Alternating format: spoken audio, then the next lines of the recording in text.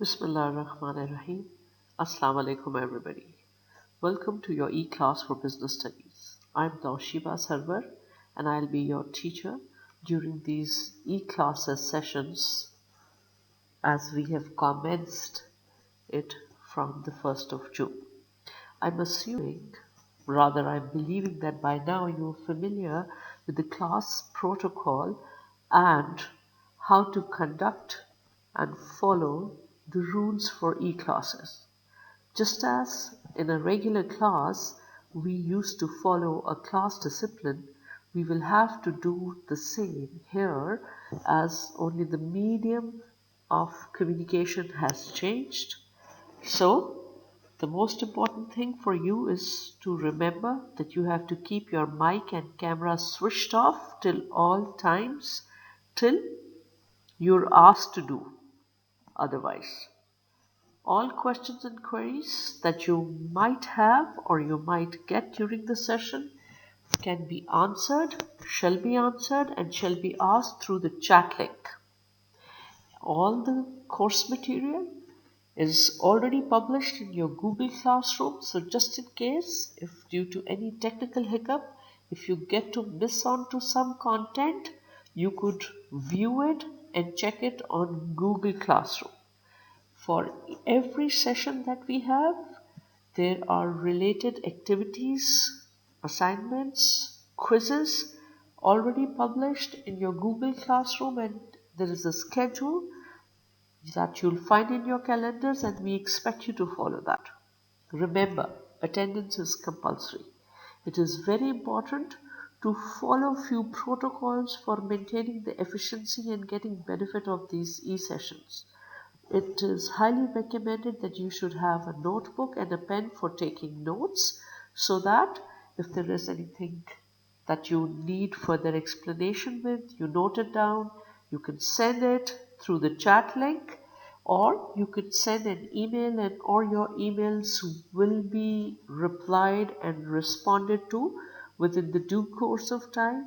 Remember, just as in a class, if you had a question, you would raise your hand and you would not start speaking and you would try and keep the decorum of the class. Similarly, any questions and queries that you have, you will have to wait for your turn to get the response. And just in case, if we are able to respond within the given stipulated time of this session, this would be answered through email as we are all connected through our emails now. So we begin today's session with some revision.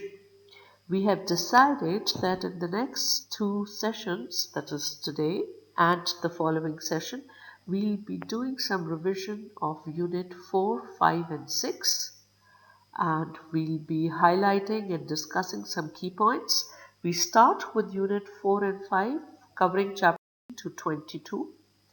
The learning objectives for today's session is to help you refresh your memory about the most important business operations and the financial management that takes the business to the next level. The important key terms are included here for the three units. That the Unit 4 focuses on operations management, Unit 5 focuses on financial management, and Unit 6 focuses on external environment and international and global environment for a business. Operations management, as the label itself explains, it's everything and anything related to the processes that convert the input into outputs, that is, the ready product.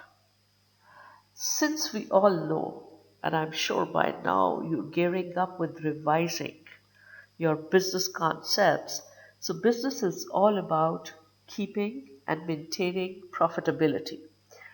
All sorts of businesses need to make profits, and for making profits you need to be productive and you need to be highly productive. So business is about maintaining efficiency, and the productivity is a measure of efficiency within a stipulated given time. So remember, an important aspect while you are calculating any business's efficiency, when you're determining the business productivity, it has to be time relative. All productivity is directly linked with the production. All production is a process of combining various input materials in order to make something for consumption, that is the output, that is the final product or service. So it has to go through a process, and there are different types of production processes that we are familiar with. And while we start talking about production processes, we have to remember that all production needs to be based on some quality. What is this quality? We all experience it, we all expect it in our daily lives, in all the activities that we perform or are being performed for us. For example, starting off with, going to your canteen and buying something to eat during a short break, the value for money is actually directly linked with the quality that you get. And on a repeat visit to your favorite restaurant, you expect to get the similar kind of quality of the food that you probably experienced the very first time when you visited that place.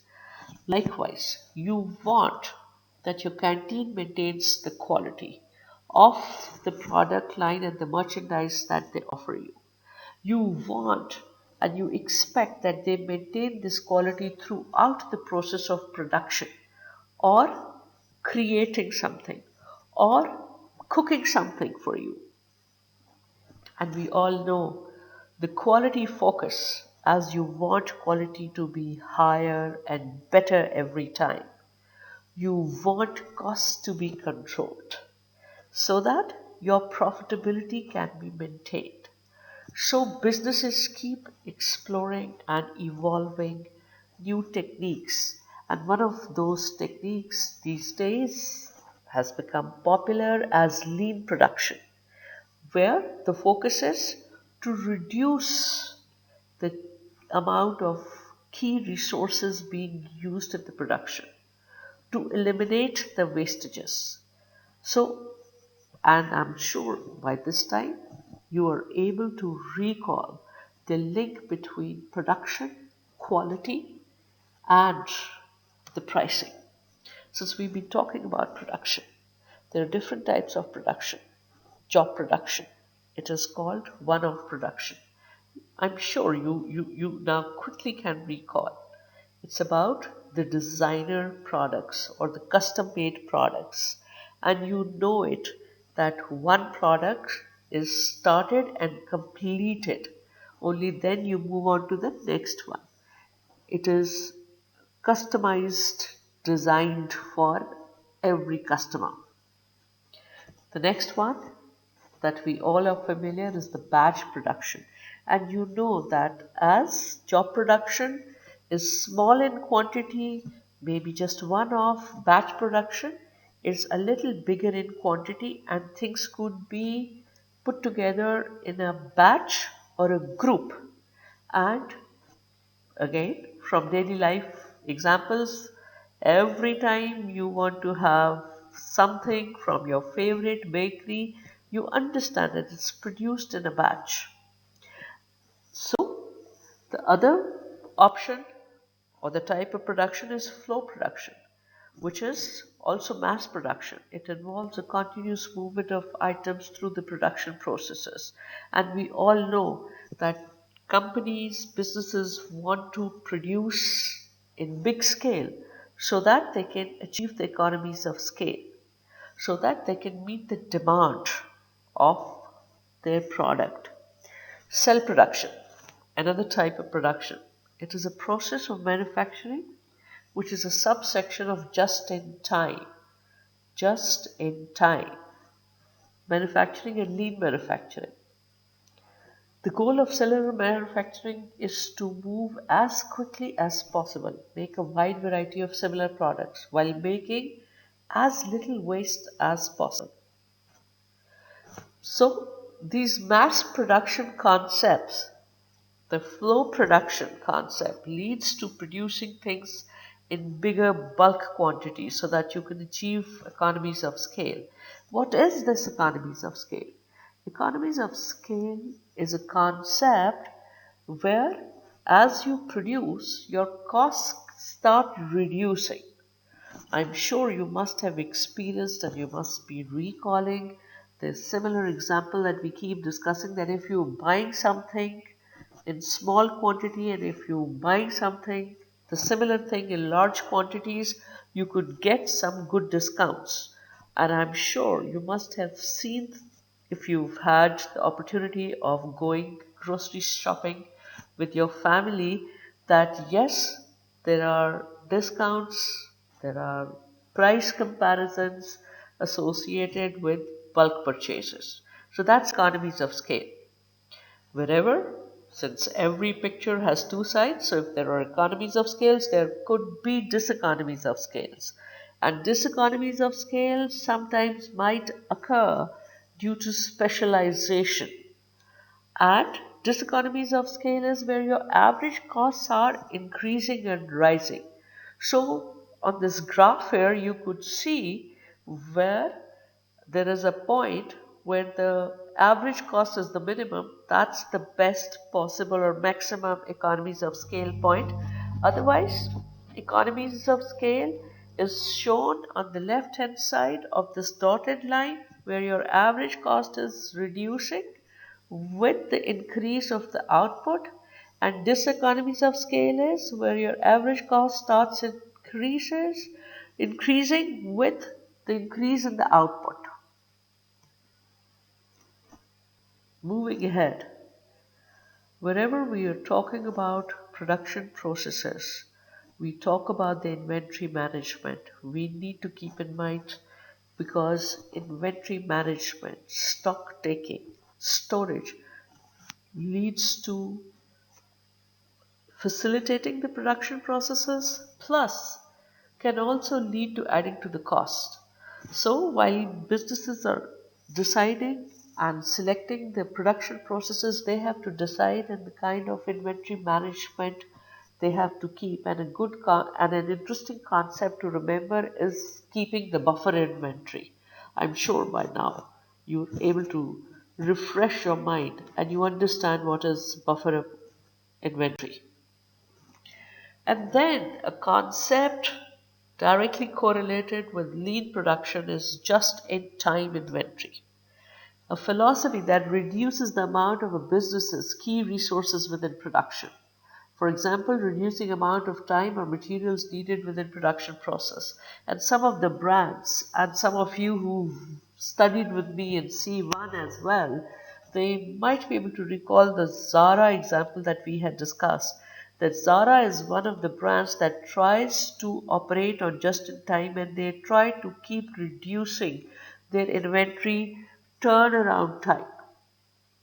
So you do not need to, just in time is a concept. Following that, you do not need to keep big amount of stocks or large stocks available and stored in the business premises, but you want to operate on your inventory so that they are just needed or they are just brought in when they are needed. So you do not have to actually allocate a lot of money to storage and keeping the account. So you do not need to keep a lot of stock or a lot of money stuck in maintaining certain stocks. Now, when you talk about business and when you talk about operations management and you talk about business profitability, it is very important to know that what is the quantity that you need to produce so that you could be profitable. So, break even point is the point where your total revenue equals the total cost. This is the point where the company neither occurs any loss or does not accrue any profit. So, before this point, whatever the company is producing, it does not cover its total cost, or it does not become profitable. And beyond the break even point, till the company reaches its full capacity of production. Whatever company is producing, it's all generating profit. And it is evident that the red area marked here shows the loss, whereas the green area marked shows the profit. Break-even point is an analysis which is important, significant for all business operations, but is not the only way of determining a company's profitability.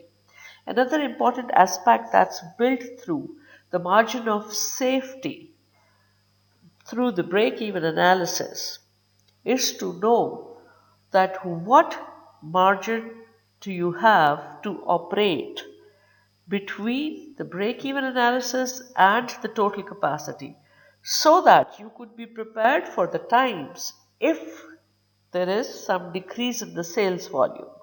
And it is evident from the graph shown that the point where you reach the break-even, safety margin exists between your total capacity and the break-even point. Now, since these two concepts need certain attention, so my suggestion here is to check the video links on your Google Classroom to further have the explanation on margin of safety and break-even analysis and how it helps managers to actually take the informed decisions. So please do watch these videos and take help of your book by reading more in detail on margin of safety and break-even analysis. Both the break-even analysis and margin of safety, while we were calculating and reviewing the graphs, variable cost has been highlighted, which becomes a component for the total cost. So what is a variable cost? It's a cost that changes with the level of output. So it's most usually the raw material, usually the workforce that you use, the labor costs. Then variable cost is compared with the fixed cost. And what is a fixed cost? Is the cost of infrastructure development or maybe the cost of rent that you have to pay for a place, and it does not changes with the level of output. Now, similarly, as you had seen in the break-even graph explaining the break-even analysis, the fixed cost line is parallel to your x-axis, which tells you whatever the output may be, the fixed cost remains the same. Important concept to understand, the average cost, because it is your average cost that helps you understand the economies of scale. So your average cost is the per unit cost of production, and it is calculated by dividing the total cost of production by the total output. Now that tells you the per unit cost of production.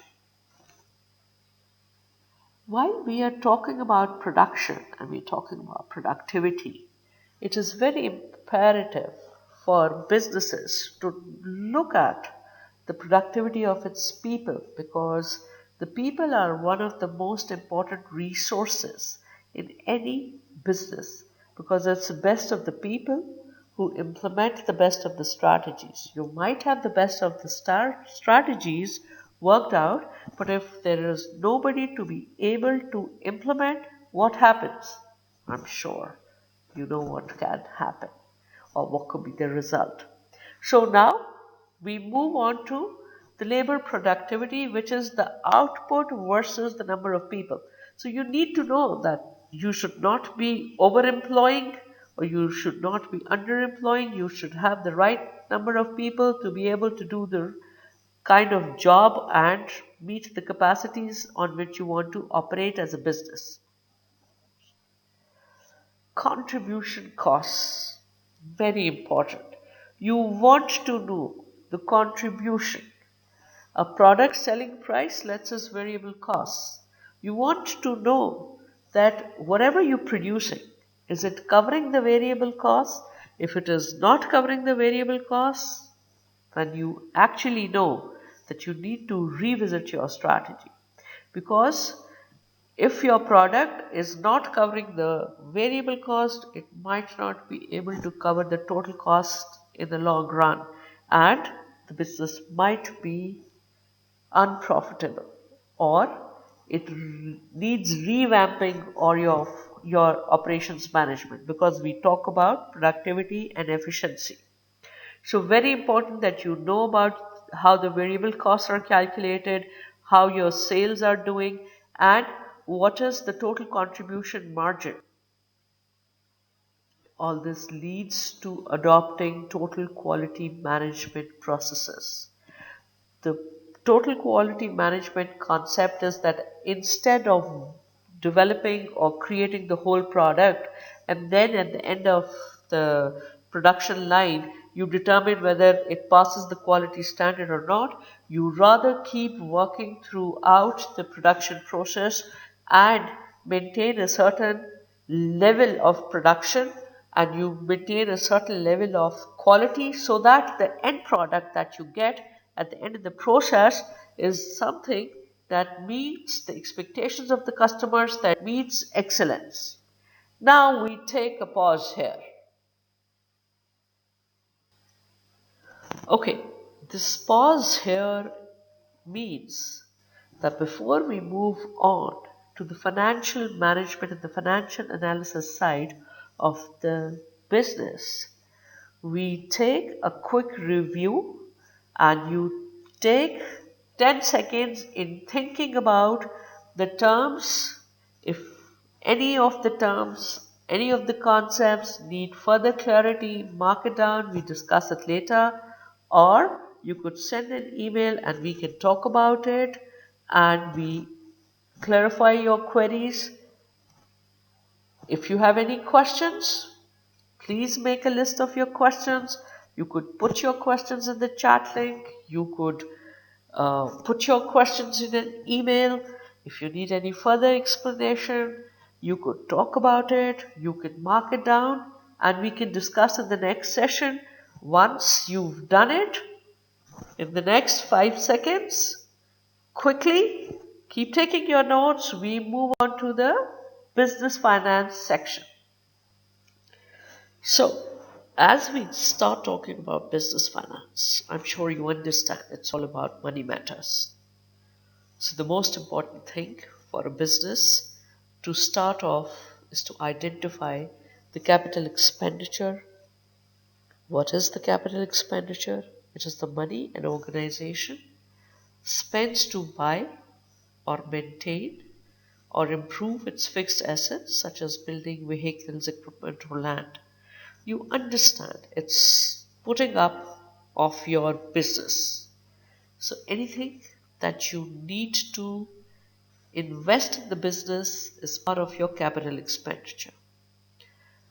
Capital expenditure versus revenue expenditure. When you are buying a new asset, you're actually incurring capital expenditure. While you are maintaining that asset, that's your revenue expenditure. So your revenue expenditure is your day-to-day expenses.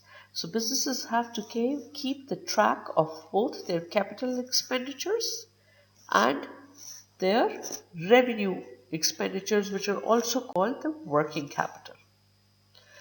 Since businesses have to arrange the resources, and finance is one of the main resources each business have, so business have options to arrange the finances internally, or otherwise to arrange the finances externally. And by now we all are familiar, internal resources of finance versus the external resources of finance. So external resources of finance means going to the financial institutions or the banks or maybe some other sharing and issuance of shares. In the internal resource of finance, one of the options that businesses have is to work with their retained profit.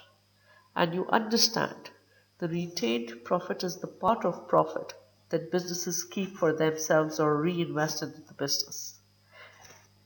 Businesses have option for external sources of finance, and banks are the most common external sources of finance. Businesses can borrow money from the banks by giving it a collateral or a security for a certain period of time. Remember here, bank loans are not given for an extended period of time, for an unlimited time period. Businesses have different instruments through which they can generate funds, and debentures is one of them. Debentures are commonly used by traditional lenders such as banks when they're providing high value funding to large companies. It's kind of certificate that highlights or that grants the lenders a charge over a borrower's asset. Another very interesting source of finance is factoring of debts. That is, selling a debt. So, your accounts receivable as a business can get you some quick cash, as you could sell it to a factoring company and you could fulfill your need of cash. So you do not need to go to a bank to borrow it. Going to a bank to borrow money requires time, and you have to meet certain protocols, and you have to do certain paperwork, and it's not usually very quick, especially if the amounts are large. Overdraft is another facility that banks offer to the businesses. These overdrafts are usually offered to the businesses with high performance or the banks having good experience with the businesses. And this overdraft actually means that you could draw more money than it is available in your account. So businesses want to use different types of facilities for their different type of needs depending on the time sensitivity, depending on the quantity or the amount of money that they need. Another option for external sourcing of finance is issuing of shares and selling these shares. And you understand the selling and buying of the shares. You understand the public limited companies can float the shares to raise the funds.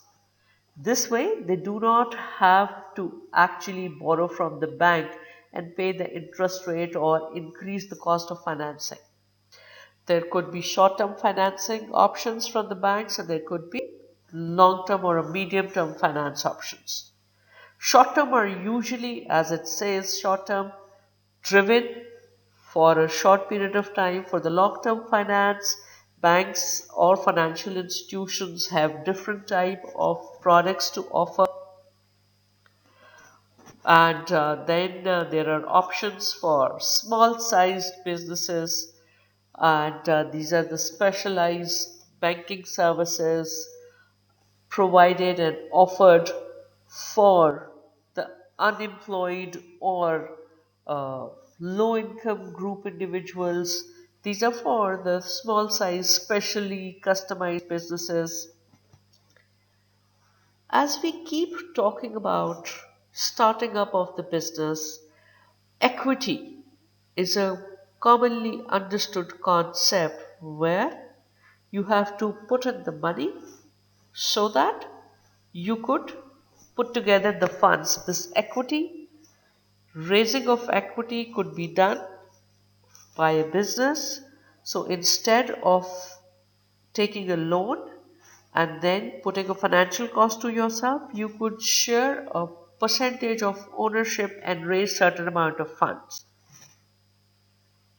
Gearing is a concept which is, very commonly implemented and always evaluated and calculated is the ratio of the debt and the equity. It's the ratio of the owner's investment and the loans a business have taken it. I'm sure you understand hire purchase and you're familiar with leasing concept as it's commonly said and used in Pakistan. Hire purchase is a type of leasing concept where you only get the ownership once you've paid the full installments of the asset that you wanted to actually buy. It's a facility.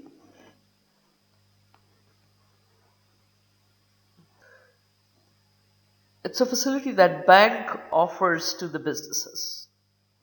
With this, we conclude today's session. What you need to do is brush up on your quick reading, browse through chapter 18 to 22. There are certain assignments and quizzes associated with today's session. Go to your Google Classroom, start following them. They are simple, easy, quick to understand. And just in case, if you need any further assistance, you're most welcome to contact. Good luck till we interact in the next session.